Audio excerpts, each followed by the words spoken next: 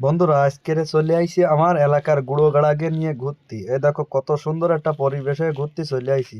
আসলে বাইক নিয়ে যখন বেরোই তখন আমার এই বাইকের পিছনে এসে এরা দাঁড়ায়, কয় কি আমাকে আজকে একটু ঘুরতে নিয়ে চলো।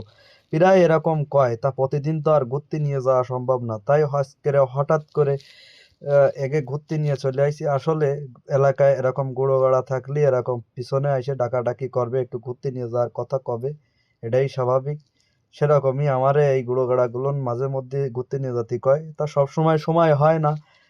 তা আজকের সময় ছিল, তাই আমার বাইকের পিছনে আসলে 4 জন উঠানো ঠিক না, তারপরেও তারা সংখ্যায় বেশি ছিল, এর জন্য আর কি 4 জন উঠলাম। উঠে আমাকে আড়ংঘাটা বাইপাস যে নতুন রেল স্টেশন হয়েছে সেই স্টেশনে চলে আসি। এরপর পরই তারা আবার ফোন নিয়ে ব্লগের ভিডিও ধারণ করবে, এর জন্য সেলফি মুডি চলে গেল।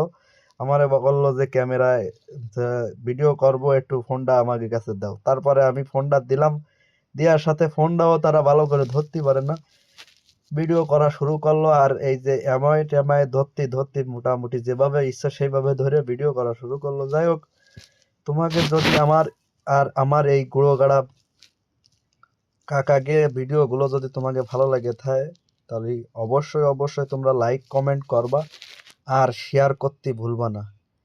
যাই হোক, এরা কিন্তু খুবই ভালো মনের মানুষ, মোটামুটি বান্দর আছে। তারপর পরই সেলফি ভিডিও করার পর পরই তারা একটু দৌড়ে মোড়ে বেড়াচ্ছিল, সেই সময় ভিডিও করে রাখলাম। তোমাকে সবাইরে ধন্যবাদ ভিডিওর সাথে থাকার জন্য। Tata, bye bye.